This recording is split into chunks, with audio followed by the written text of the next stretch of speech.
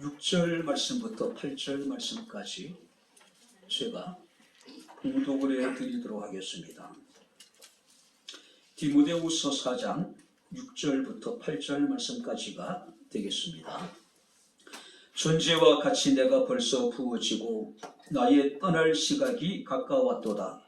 나는 선한 싸움을 싸우고 나의 달려갈 길을 마치고 믿음을 지켰으니 이제 후로는 나를 위하여 의의 면류관이 예배되었으므로 주 곧 의로우신 재판장이 그날에 내게 주실 것이며 내게만 아니라 주의 나타나심을 사모하는 모든 자에게 두니라. 아멘. 신 아버지 하나님 감사합니다. 연일 계속되는 한파 속에서도 우리의 건강을 지켜주시고 우리가 살아계신 하나님께 온전한 믿음으로 예배할 수 있는 믿음을 주시고 은혜를 베풀어 주심을 감사를 드립니다. 오늘 이 시간 예배 가운데 종을 통해서 주의 말씀이 선포될진데 말씀이 우리에게 큰 은혜가 되게 하시고 위로가 되게 하옵소서. 예수님 이름으로 기도하옵나이다. 아멘. 할렐루야. 자, 우리 옆에 있는 분들 하나님 우리와 함께 하십니다. 인사하겠습니다. 하나님 우리와 함께 하십니다. 할렐루야. 우리 주께서 우리에게 말씀하시기를 내가 세상 끝날까지 항상 너희와 함께 하실 것이다.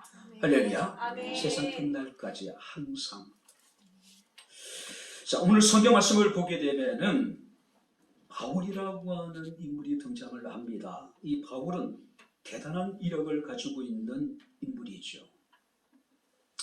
태어나면서부터 로마 시민권을 가졌던 사람이고 유대 최고의 랍비였던 가마리엘이라고 하는 여러분들이 사람의 문화생이었음을 우리가 봅니다.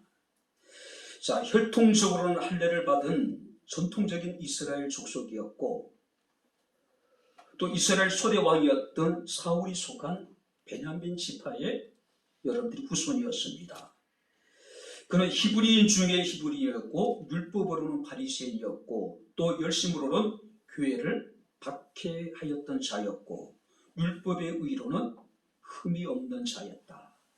그러니까 한마디로 이 바울이라고 하는 인물은 그 유대인들에게 있어서는 그야말로 완전한 완벽한 그런 인물이었음을 우리가 봅니다. 자, 그는 예수님을 전하는 스데반이 돌에 맞아 죽을 때도 그 자리에 있었을 뿐만 아니라 스데반의 죽음에 대해서 합당한 것으로 여겼습니다.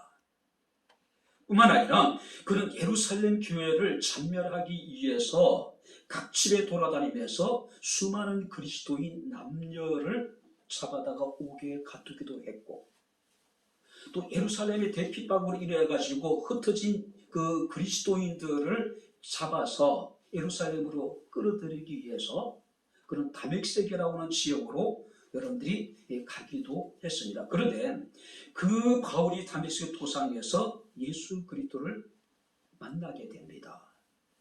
이 사건은 바울의 삶을 그야말로 송두리째 바꿔버리게 됩니다.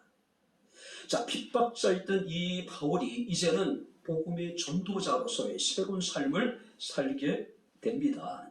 자, 그는 4차례의 전도 여행을 통해서 그리스도의 복음을 유럽에 증거하게 되고 그 복음이 오늘날 우리에까지 여러분들이 들려지게 된 겁니다. 그래서 많은 사람들은 기독교의 신학을 바울의 신학이라고 부를 정도로 기독교에서 바울의 역할은 굉장히 컸다라고 이야기할 수 있습니다.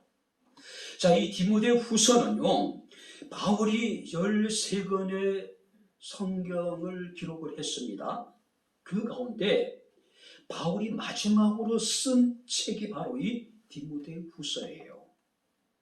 역사가 의하면 이 바울은 이 디모데후서를 기록하고 난 이후에 얼마 지나지 않아서 로마의 오스티아라고 하는 길에서 참수당하는 그런 이제 순교의 제물로 자기 자신을 하나님 앞에 드리게 됩니다. 자, 오늘 이 본문의 말씀을 보게 되면 이 사도 바울은 로마 감옥에 지금 갇혀 있는 상황입니다.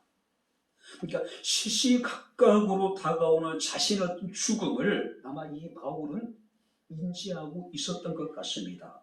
그래서 자신의 어떤 영적인 아들이었던 디모데에게 마지막 유언과 같은 이 서신을 지금 기록하고 있습니다. 자, 바울은 지금까지 자신의 삶에 대해서 나는 선한 싸움을 싸웠다. 나의 달려갈 길을 다 마쳤다. 그리고 믿음을 지켰다라고 담대하게 고백을 해요.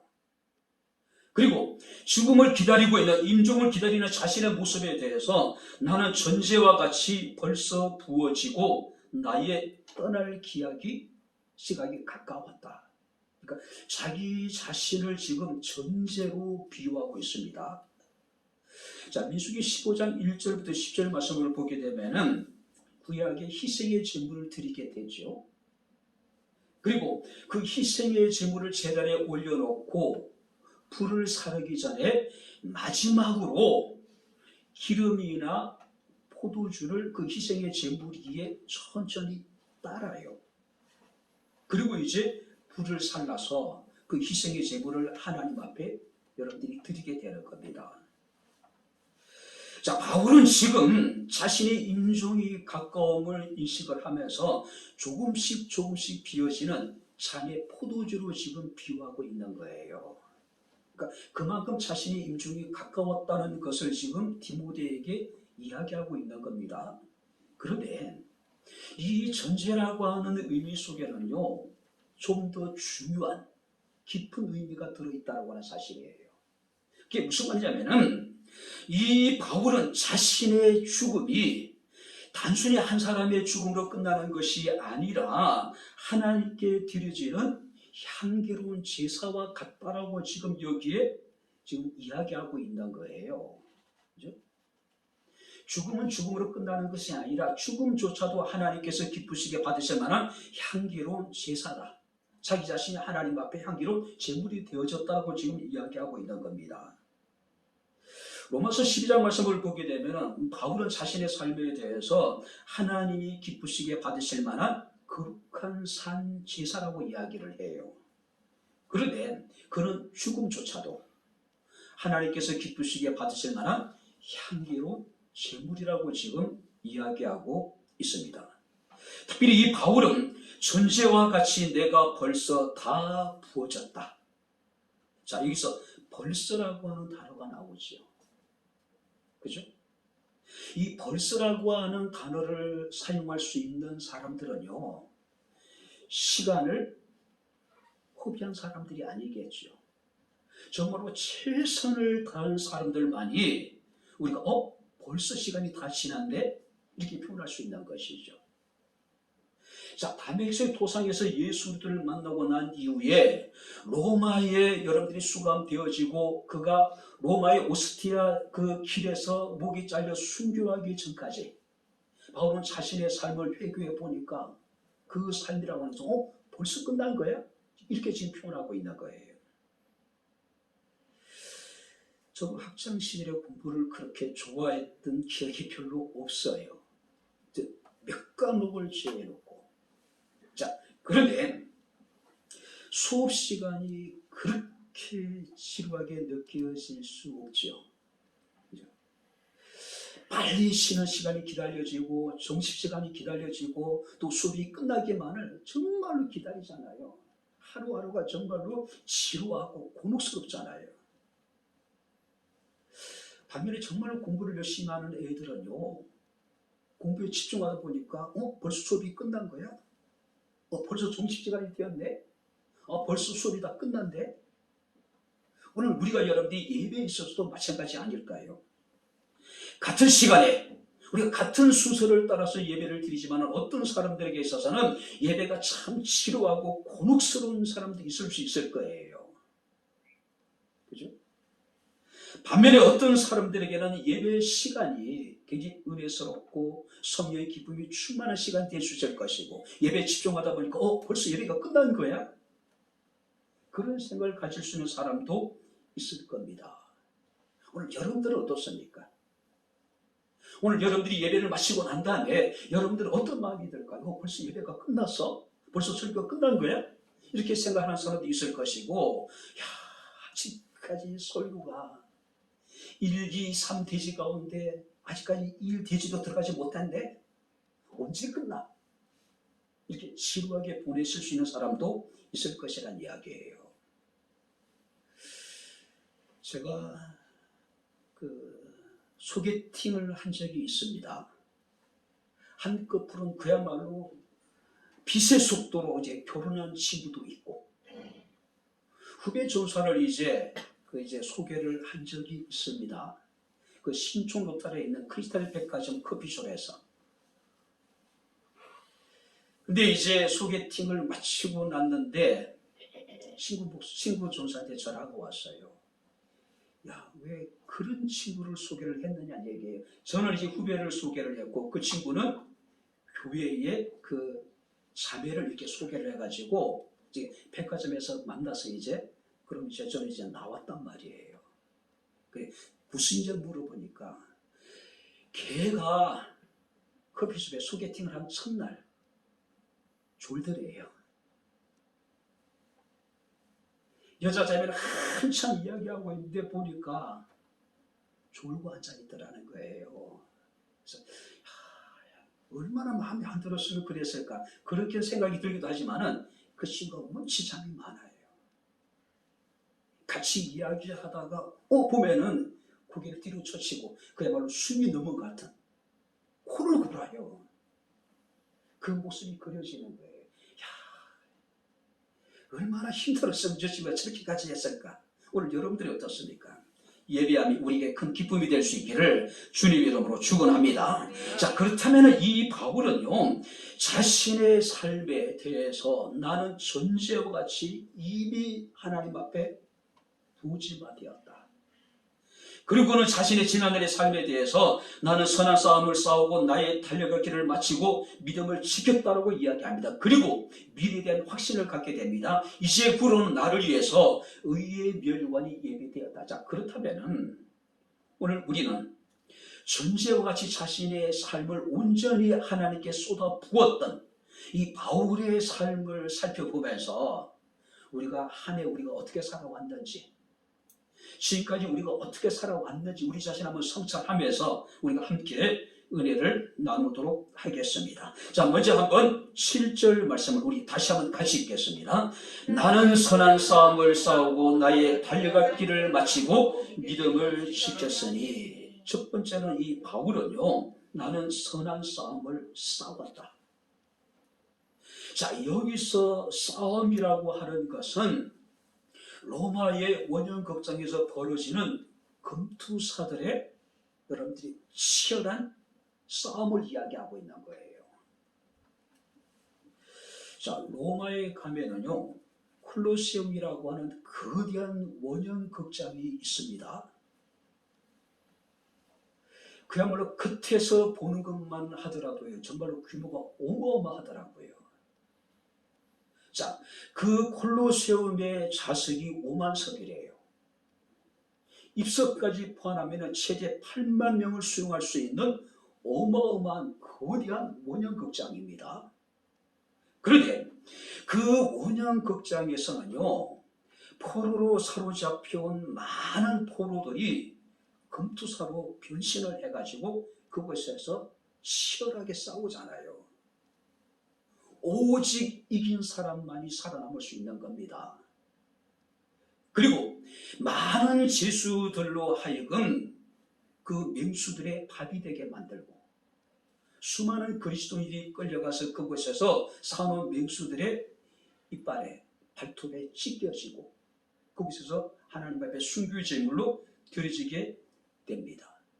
자, 금투사들은요, 반드시 상대를 죽여야지만이 자기가 살아날 수 있는 거예요. 그러니까 얼마나 여러분들이 열심히 싸워야 되겠어요. 그죠? 금투사들이 싸우는 모습을 보고 그 5만에서 그 8만의 수많은 사람들은 열광합니다. 그러나 금투사들은 어떻습니까? 그렇지 못한 거예요. 살기 위해서는 무조건 상대를 죽여야 돼요.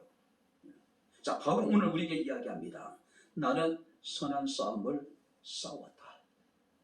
정말로 최선을 다해서 필사적으로 나는 그리스도의 복음을 위해서 내가 선한 싸움을 싸웠다라고 지금 이야기를 합니다. 어쩌면은요, 우리의 삶 자체가 전쟁이죠. 그죠?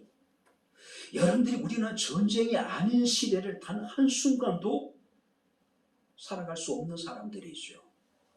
그래서 우리가 욥기 7장 1절 말씀 봅니까? 욥은 이 땅에 사는 인생에게 힘든 노동이 있지 아니하겠느냐. 근데 우리가 개역 성경에 보게 되면은 이 본문 이렇게 번역해 놨습니다. 세상에 있는 인생에게 전쟁이 있지 아니하느냐. 그러니까 필연적으로 우리는 이 세상을 살아가는 동안에 치열한 전쟁을 할 수밖에 없는 존재들이란 이야기예요. 하루하루의 삶이 전쟁입니다. 오늘 여러분들이 장사하는 것도 전쟁이고 영업하는 것도 전쟁이고 스포츠 경기도 전쟁이잖아요. 지금 월드컵이 벌어지고 있는데 16강까지 대한민국이 올라가죠. 그죠? 저는 정말로 그 경기를 보면서 지금 흥분이 쉽게 가라앉지 않더라고요.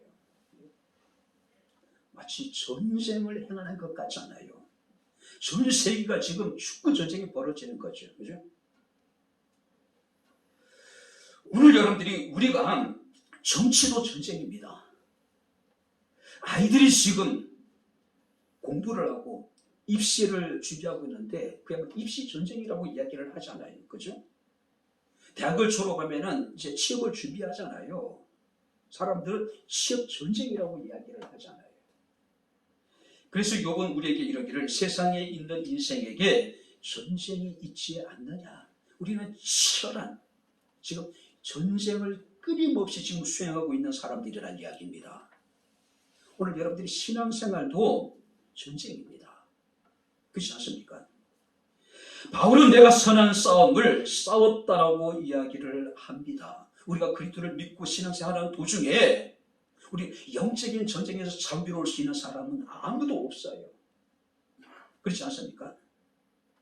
그래서 사도 바울은 디모데전서 6장 12절에 믿음의 선한 싸움을 싸우라고 이야기합니다. 이를 위하여 내가 부르심을 받았고 많은 증인 앞에서 선한 증언을 하였다라고 이야기를 하고 있습니다. 특별히 여러분들이 신앙생활에 있어서 선한 싸움이라고 하는 것은 결국 자기 자신과의 싸움이에요. 자기 자신과의 싸움이에요. 자신의 어떤 제된 어떤 성품과의 싸움일 것이고 세상의 악한 풍속과의 싸움이 있을 것이고 그리고 그 이후에 배후에 있는 악한 영들과의 우리는 끊임없는 전쟁에 우리는 여러분들이 수행을 해야 될 사람들이라는 거죠. 그래서 우리가 에베소서 6장 10절 12절 말씀을 보게 되면 하나님의 전신갑주를 입어라. 우리의 싸움은 우리의 씨름은 혈과 육에 대한 것이 아니요 정사와 건세와 어둠의 세상 주관자들과 하늘에 있는 악한 영들에 대함이라고 우리에게 이야기를 하고 있습니다. 오늘도요. 우리는 치열한 전쟁을 벌이고 오늘 이 시간 이곳에 나와 예배하고 있는 거예요. 그렇지 않습니까? 여러분들이 평온한 가운데 감사함으로 주님 앞에 나와 예배하는 사람도 있을 것이고 아니 여러 가지 어떤 환경에 따라서 우리는 치열하게 싸움 끝에 승리하고 이곳에 와서 지금 예배드리는 사람도 분명히 있을 것이란 말이에요. 많은 사람들이 이야기를 합니다. 세상에서 가장 이기기 힘든 싸움은 자기와의 싸움이라고 이야기를 합니다. 내가 가장 이기기 힘든 상대가 누굽니까? 자기 자신이에요. 그래서 잠언서 기자는 우리에게 이르기를 노하기를 더디하는 자는 용사보다 낫고 자기 마음을 다스리는 자는 성을 빼앗는 자보다 낫다라고 이야기합니다. 뿐만 아니라 잠언서 4장 23절 말씀을 보게 되면 무릇 지킬 만한 것보다도 더욱 내 마음을 지키라. 생명의 근원이 이에서 난다라고 말씀하고 있습니다. 선한 싸움은 자기 자신과의 싸움이에요. 바울은 평생을 믿음의 선한 싸움을 싸워왔던 사람이고 그리고 그 믿음의 선한 싸움에 날마다 승리했던 사람이라는 거죠. 마태복음 16장 24절에 누구든지 나를 따라오려거든 자기 자신을 부인하고, 자기 자신을 부인하는 것이 자기의 여러분들이 믿음의 선한 싸움을 싸우는 거예요. 2022년 여러분들은 얼마만큼 믿음의 선한 싸움을 싸워왔습니까? 바울은 전제와 같이 이미 부어보다 얘기합니다. 부어줬다고 이야기해요. 자신의 전부를 다 여러분 쏟아부었다는 이야기예요. 뿐만 아니라 우리가 7절 말씀을 계속해서 보니까 나는 선한 싸움을 싸우고 나의 달려갈 길을 마치고 믿음을 지켰다. 자, 나의 달려갈 길을 마쳤다. 자, 여기서 중요한 의미가 있습니다. 내가 달려가고 싶은 길을 가는 것이 아니라 내가 마땅히 달려갈 길을 내가 달렸다. 자, 내가 가고 싶은 길이 아니라 내가 마땅히 가야 될 길을 내가 지금까지 달려왔다는 이야기예요. 그래서 유진 피터슨 목사님은 이 본문을 이렇게 번역했습니다. 이것은 참으로 달려볼 가치가 있는 유일한 경주입니다. 많은 사람들은 자신이 가고 싶은 길을 갑니다. 자신이 원하는 것을 위해서 달려가요. 근데 바울은 오늘 우리에게 이야기하기를 나의 달려갈 길을 마쳤다라고 하는 것은 내가 원하는 길이 아니라 내가 달려가고 싶은 길이 아니라 마땅히 내가 가야 될 길, 마땅히 내가 달려갈 그 길을 내가 달려갔다는 이야기예요. 어린 아이들은요, 굉장히 충동적이죠. 감정적입니다. 자기가 하고 싶은 일만 해요. 자기가 원하는 길만 갑니다. 그러나 어른들은 달라야 되죠. 자신이 원하는 일뿐만 아니라 자신이 원하는 길만을 가는 것이 아니라 마땅히 해야 될 일들을 하는 사람들이에요. 마땅히 해야 될 일들, 마땅히 내가 걸어가야 될 길을 걸어가는 사람들이 성숙한 사람들이라는 거죠. 우리가 그리스도인으로서 하고 싶은 것만 하고 살아갈 수 있을까요? 그건 그리스도인이 아니에요.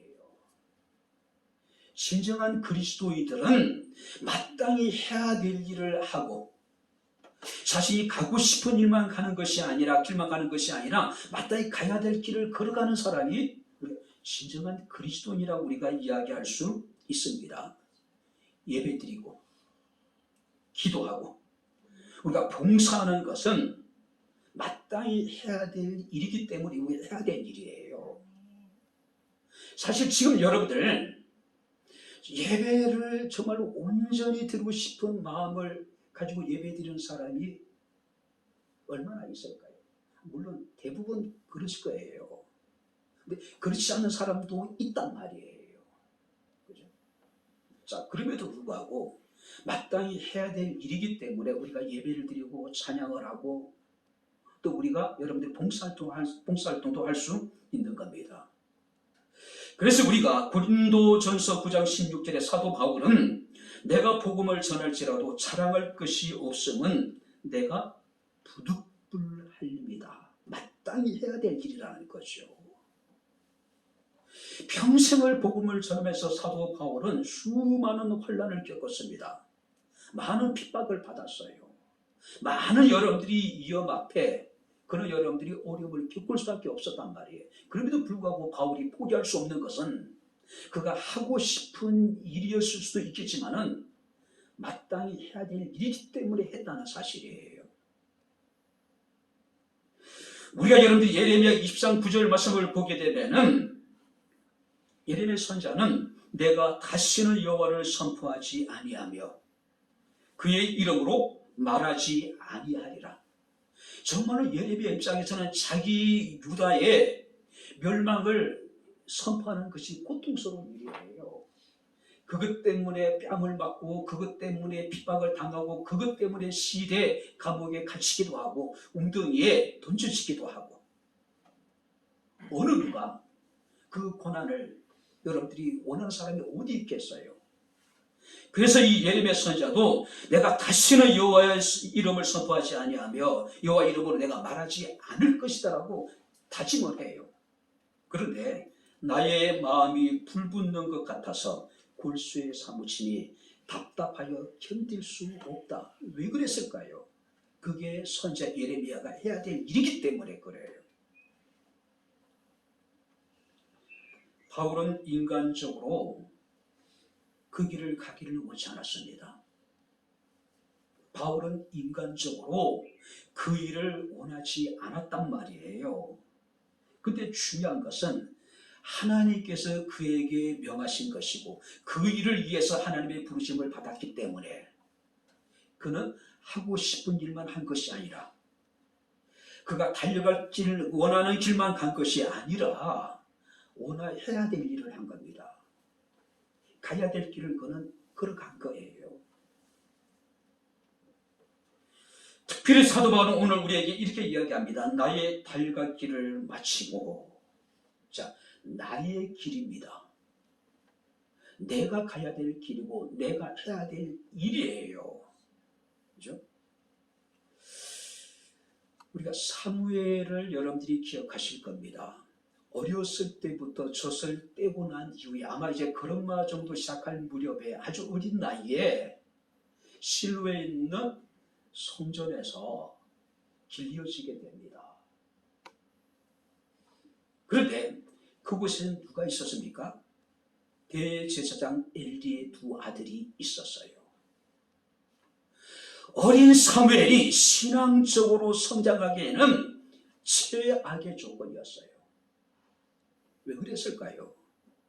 엘리 제사장의 두 아들은 본받을 것이 하나도 없는 그야말로 개망난이었어요. 하나님 앞에 드려진 제물을 먼저 자신이 취하기도 하고 성전에 수종드는 여인들을 강간하기도 하고 엘리 제사장 가문의 죄는 어떤 희생의 제물로도 어떤 희생의 제사로도 용서받을 수 없을 것이라고 하나님께서 말씀하실 정도로 폐역한 인물이었단 말이에요. 특별히 성경 말씀을 보게 되면 엘리 제사장의 두 아들은 하나님의 예배를 멸시했대요. 그런 중에 사무엘은 어렸을 때부터 성전 안에서 성장을 했단 말이에요. 사무엘이 성장하는 과정에 어떤 생각을 했을까요? 엘리 제사장의 두 아들은 저런데 나는 왜 이래야 돼? 충분히 여러분들이 그런 생각 들만하지 않을까요? 우리는 누군가와 자기 자신을 비교하면서 왜 쟤는 저런데 왜 나는 해야 되느냐라고 그런 생각이 들지 않았을까요? 그래도 불구하고 사무엘은 시종일관 하나님의 은혜 가운데 그런 온전한 하나님의 사람으로 성장하고 성숙되어져 갔다는 사실이에요. 우리가 요한복음 21장 말씀을 보게 되면은 부활하신 예수께서 베드로를 찾아오셨습니다. 그리고 장차 베드로의 여러분들이 순교에 대해서 주님께서 말씀을 하십니다. 네가 젊었을 때는 스스로 띠를 띠고 네가 원하는 곳으로 다녔지만은 때가 되면은 다른 사람이 내 팔을 벌리게 될 것이고 다른 사람이 내 띠를 띠고 네가 원하지 않는 곳으로 너를 데려가게 될 것이다. 이것은 베드로가 하나님 앞에 순교해야 될 것에 대해서 주님께서 말씀하신 거예요. 그랬더니 베드로가 옆에 보니까 주의 살아오는 제자가 있어요. 베드로가 주께 묻습니다. 저 사람은 어떻게 되겠습니까? 그때 주께서 말씀하십니다. 너와 무슨 상관이 있느냐? 너는 나를 따르라고 이야기를 해요. 다른 사람이 예배를 드리든 드리지 않든 하나님 앞에 나와 예배하는 나와 무슨 관계가 있어요? 다른 사람이 봉사를 하든 안 하든 하나님 앞에 여러분들이 나와 무슨 상관이 있느냐는 이야기예요. 그죠? 나의 달려갈 길이에요. 내가 해야 될 일입니다. 내가 가야 될 길이라는 거예요. 어렸을 때 우리 아이들도 그런 갈등을 조금 했던 것 같아요. 지금 이제 반수할 앉아 있는 안나 같으면 그게 좀 심했죠. 왜 누구는 저런데 왜 나는 수예배 가야 되고 왜 나는 금요예배 가야 되고. 그때 했던 이야기였습니다. 너하고 무슨 상관이 있는데, 그게 너하고 무슨 상관이 있는데, 누가 예배를 오든 안 오든 누가 무엇을 하든 안 하든 그것이 너하고 무슨 상관이 있는데, 상관없어요. 나의 길을 가야 되는 겁니다. 내가 해야 될 일을 하는 것뿐이에요. 그죠? 지금 바울은요, 자신의 지나온 삶을 회고하면서 나는 달려갈 길을 다 마쳤다. 주변의 사람들이 무엇이라 하든 간에 상관없이, 다른 사람이 어떻게 하든 관계없이 내가 가야 될 길이고 내가 해야 될 일이기 때문에 그 일을 다 마쳤다고 지금 이야기를 하고 있는 겁니다.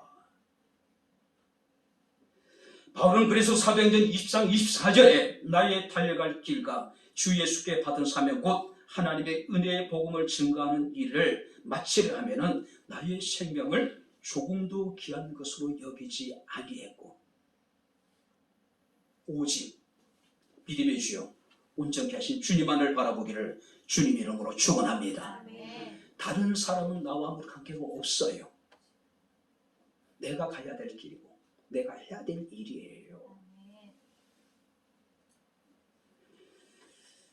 중요한 것은 다 맞춰야 됩니다. 중도에 포기해서는 안 된다는 거예요. 옛말에 가다가 중지하면 안위감만 못하니라. 신앙생활은 중단하는 것은 그것은 단순한 중단이 아닙니다. 퇴보예요. 뒤로 물러가는 겁니다. 그래서 히브리서 10장 39절에 히브리서 기자는 우리가 뒤로 물러가 멸망할 자가 아니요 오직 영혼을 구원함에 이르는 믿음을 가진 자라. 결코 우리는 뒤로 물러가서는 안 된다는 이야기예요. 뒤로 물러간다는 것은 퇴보를 말하는 것이고 뒤로 물러난다는 것은 멸망을 말하는 거예요. 그래서 히브리서 10장 1절에 이러므로 우리에게 구름같이 둘러싼 허다한 증인들이 있으니 모든 무거운 것과 은밀히 쉬운 죄를 벗어버리고 인내로서 우리 앞에 당한 경주를 하며 인내하면서 믿음의 경주자로서의 삶을 살아가는 이야기예요. 마지막으로 세 번째, 여러분들이 7절 말씀을 보니까 나는 선한 싸움을 싸우고 나의 달려갈 길을 마치고 믿음을 지켰으니. 자, 믿음을 지킨다는 이야기는 보존하다, 유지하다, 보호하다, 준수하다. 이 단어가 사용될 경우에는 이런 경우였습니다. 경기하는 자가 경기 규칙을 준수할 때, 군인이 상관에게 충성을 다할 때, 그리고 청지기가 자기 주인에게 순종할 때, 다시 말해서 자신에게 위임된 임무를 성실하게 수행해 나갈 때에 바로 이 지켰다라고 하는 단어를 사용한 거예요. 우리는 지켜야 될 것들이 참 많죠. 건강도 지켜야 되고 내가 쌓아 올린 명예도 지켜나가야 되고 그다음에 열심히 우리가 잠 안 자고 수고해서 얻은 물질도 우리가 지켜나가야 되고 또 자기 자신도 자신의 명예도 또 지켜나가야 되겠죠. 내가 이루는 모든 것들도 우리가 반드시 지켜나가야 되겠죠. 그러나 우리가 반드시 지켜야 될 것이 있습니다. 그게 뭡니까? 우리 믿음이에요. 우리가 여러분들이 성을 쌓는 것은 굉장한 많은 노력이 필요해요. 많은 시간이 소요가 됩니다. 그러나 무너지는 것은 한순간이에요. 내가 여기까지 내가 믿음으로 살아온 것, 지금까지 내가 믿음의 성을 우리가 여러분들이 믿음의 집을 쌓아왔는데 이것이 무너지는 것은 한순간이란 이야기예요. 순식간에 무너져 버린단 말이에요. 다윗은 시편 12편 3절에 의인의 터가 무너지면 무엇을 할 수 있겠느냐? 무슨 얘기입니까? 여기서 터라고 하는 것은 우리의 믿음이에요. 우리의 믿음의 터가 무너져 버리면 우리가 무엇을 할 수 있겠느냐는 이야기예요. 로마서 1장 17절에 사도 바울 로마교회 성도들에게 오직 의인은 믿음으로 말미암아 살게 될 것이라고 말씀을 하고 있습니다. 믿음을 지켜야 됩니다. 할렐루야. 끝까지 지켜야 돼요. 우리의 믿음이 무너진다는 것은 우리의 삶이 송두리째 무너지는 겁니다. 믿음이 무너진다는 것은 우리의 소망이 무너지는 겁니다. 믿음이 없이는 하나님께 나갈 수 없을 뿐만 아니라 믿음이 없이는 하나님을 기쁘시게 할 수도 없어요. 믿음이 없이는 우리가 구원도 받을 수가 없단 말이에요. 그래서 우리는 이 믿음을 지키기 위해서 늘 기도해야 되고 이 믿음을 지켜나가기 위해서 우리는 늘 하나님 앞에 예배해야 되는 거예요. 굳이 우리가 여러분들이 교회 나오지 않고 기도하지 않고 우리가 예배를 드리지 않고도 충분히 자신의 믿음을 지켜나갈 수 있다라고 장담할 수 있는 사람이 세상에 있을까요? 과연 그가 호언장담하듯이 우리가 예배를 드리지 않고 자신의 믿음을 지켜나갈 수 있을까요? 아니에요.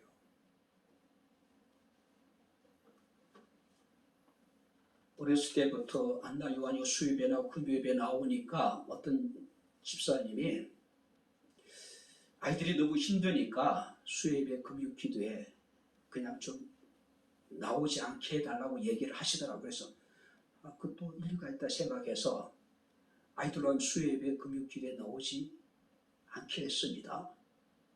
그게 좀 시간이 지났어요.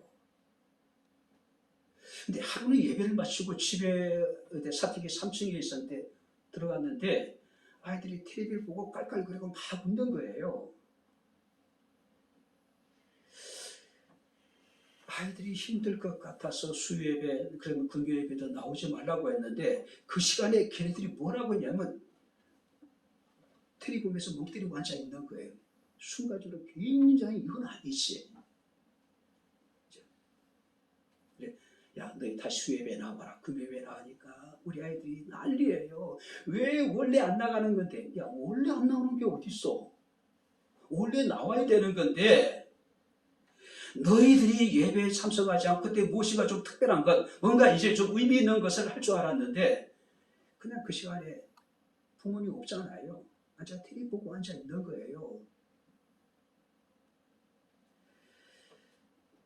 금요예배, 수요예배, 그 다음에 이제 애들이 어쩌냐, 뭐 찬양예배 내가 왜 가야 되는지 생각할 수 있겠죠. 그 찬양예배 여러분 그 쉬어라 그러면 아이들이 그 다음부터 이제 주일 오전 예배 건드리겠죠. 그러니까 사탄이 점진적이에요. 우리가 여러분들이 전래동화 보게 되면 떡 하나 좀 안 잡아 먹지? 안 잡아 먹습니까? 결국 생명을 원하잖아요. 팔 하나 좀 안 잡아 먹지, 뭐 하나 좀 안 잡아 먹지. 결국 사탄은 우리에게 전부를 뺏는 거예요. 근데 처음부터 네 생명 내놔라, 네 영혼 내놔라 그러지 않잖아요. 믿음을 지키면 돼요. 끝까지 지켜야 돼요. 끝까지. 요한계시록의 말씀을 보게 되면은 두아디라 교회에 대해 주님께서 말씀하시기를 너에게 있는 것을 내가 올 때까지 굳게 잡아라. 내가 올 때까지 굳게. 여기서 너에게 있는 것이 뭡니까? 믿음이에요. 주님께서 빌라델피아 교회 성도들에게 향해서 내가 속히 오리니 내가 가진 것을 굳게 잡아 아무도 내 멸류관을 빼앗지 못하게 하라. 내가 가진 게 뭘까요? 믿음이에요.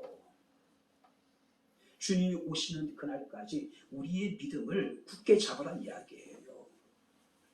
우리의 믿음을 지켜나가란 이야기예요. 오늘 여러분들이 베드로전서 1장 6절 7절 말씀을 보니까 우리의 믿음은 금보다 귀하다라고 이야기를 해. 지킬 만한 가치가 있는 거라는 얘기죠. 그죠? 부모가 아이들에게 믿음을 이야기할 때에 가치 없는 것을 아이들에게 강요할까요? 의미 없는 것인데 굳이 아이들로 하여금 예배를 참석하게 만들고 아이들로 하여금 우리가 주일을 성수하게 만들까요? 그건 아니잖아요. 그만큼 가치 있는 걸 부모가 알기 때문이 아닐까요? 목사가 이렇게 얘기하는 것도 정말 우리가 믿음이라는 게 너무 소중한 것이고 가치 있는 것이기 때문에 지금 이렇게 이야기하고 있는 것이잖아요. 그리고 이제 사도 바울은 자신의 어떤 이제 장래에 대한 분명한 소망, 확신을 가지고 있습니다. 자, 8절 말씀 우리 다시 한번 같이 읽겠습니다. 8절 다 같이 읽겠습니다. 이제 후로는 나를 위하여 의의 멸류관이 예배되었으므로 주 곧 의로우신 재판장이 그날에 내게 주실 것이며 내게만 아니라 주의 나타나심을 사모하는 모든 자에게 도니라. 바울은 확신했습니다. 자기 자신을 전제처럼 하나님의 선한 일에 쏟아부었습니다. 달려가기를 다 마치고 믿음을 지켰습니다. 선한 싸움을 다 싸웠어요. 그 결과 그에게는 성경 말씀 보니까 의의 멸류관이 예배되었는데 의로우신 재판장이신 하나님이 그에게 주실 상이라고 이야기하고 있음을 우리가 보게 됩니다. 하나님은 의로우신 분입니다. 할렐루야. 하나님이 실수가 없으시고 하나님은 완전하신 분이고 우리가 행한 모든 일에 대해서 하나님은 당신의 저울에 우리의 삶을 달아보신대요. 그리고 심판하실 때 멸류관을 받을 자에게 멸류관을 주시는 분, 의의 멸류관. 지난 한 해 우리는 어쩌면 치열하게 살아왔는지 모르겠습니다. 그렇게 살아오셨어요. 하루하루 지금까지 우리가 살아온 삶 자체가 어쩌면 전쟁이었는지도 모릅니다. 성경 우리에게 이야기합니다. 바울은 자기 자신을 온전히 하나님 앞에 쏟아부었기 때문에 선한 싸움 다 싸우고 달려가기를 다 마치고 믿음을 지켰기 때문에 이제는 나를 위해서 의로우신 재판장인 하나님께서 멸류관을 예비해 뒀다라고 고백하고 있습니다. 근데 이 멸류관을 얻기 위해서는 고린도전서 9장 23절 27절 말씀 보니까 몇 가지의 여러분들이 우리가 그 자세를 이야기합니다. 전심전력해서 집중하고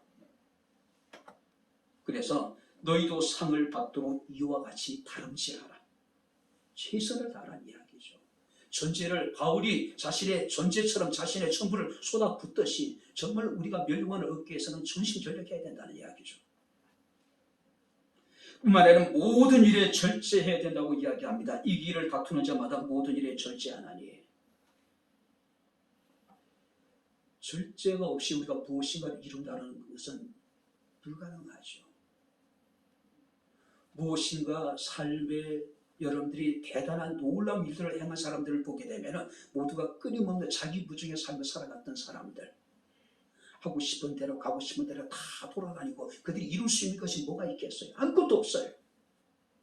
그냥 자신의 입에 풀칠 두고 하는 삶, 그저도 만족할 수 있겠죠. 좀 더 나은 삶, 좀 더 큰 일을 행하는 사람들은 어떤 사람입니까? 끊임없이 자기 자신을 절제하고 부정하는 삶. 뿐만 아니라 중요한 것은 방향성입니다. 그래서 그러므로 나는 다름질하기를 향방 없는 것 같이 아니하고 싸우기를 허공을 치는 것 같이 아니하고 우루과이하고 월드컵 1차전 할 때 우리나라가 유효 슈팅이 하나도 없었죠. 그래서 이제 0대0으로 비긴 거예요.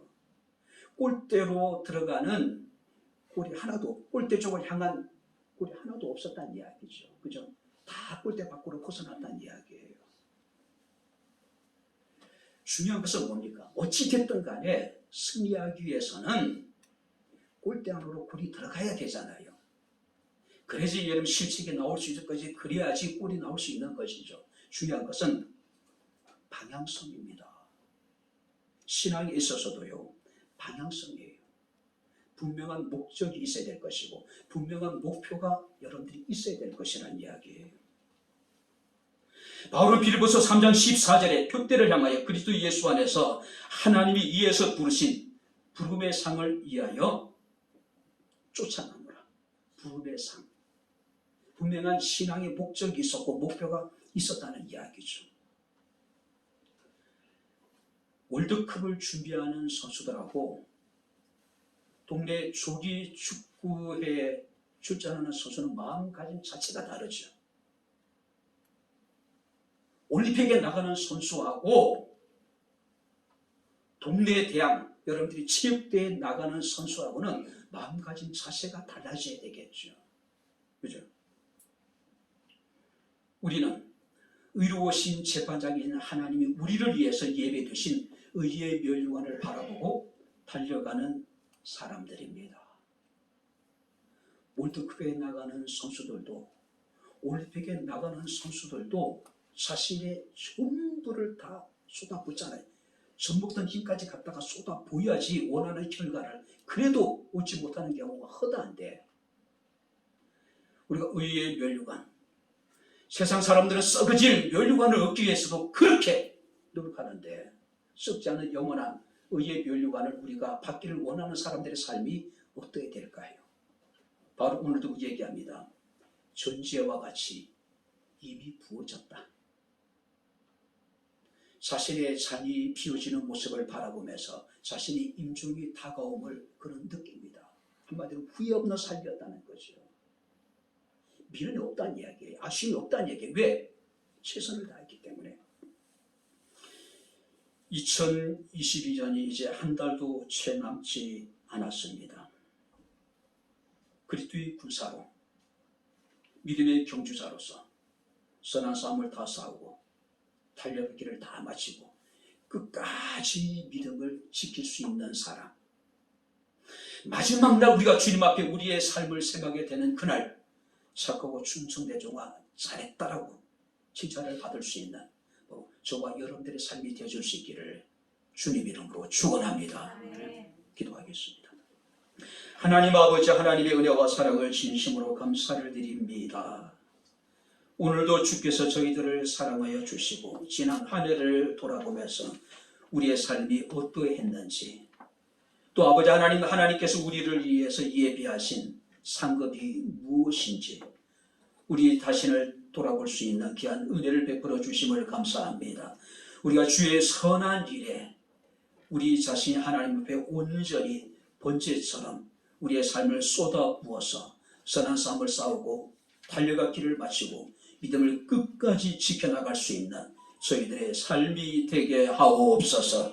우리의 삶을 세만한 그날 하나님 앞에 착하고 충성된 종아 잘했다고 칭찬을 받을 수 있는 백향목교회 사랑하는 모든 성도들이 되게 하옵소서. 예수님 이름으로 기도하옵나이다. 아멘.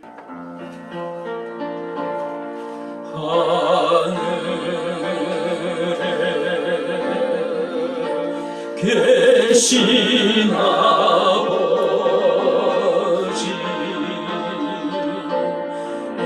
이름 거룩하사 주님 나라 임하시고 뜻이 이루어지다.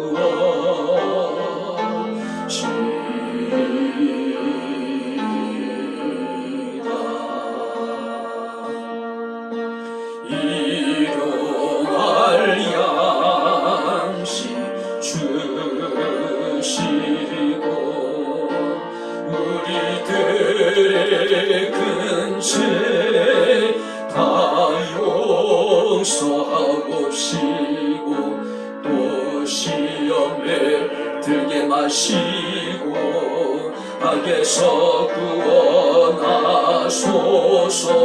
되게 주의 나라 주의 권세 주의 영광 영원히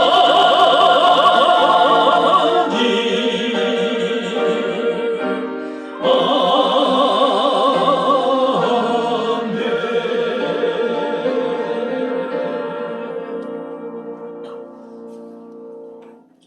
이제는 우리 주 예수 그리스도의 은혜와 하나님의 크신 사랑과 성령님의 교통 교전의 제 충만 역사 인도하심이 살아계신 하나님을 영과 진리로 예배하며 하나님께 영광을 돌린 주의 사랑하는 모든 성도들 머리머리 위에 저들의 가정과 직장과 사업장과 이 교회와 이 나라 이 민족 위에 지금부터 영원토록 함께 있을지어다. 아멘.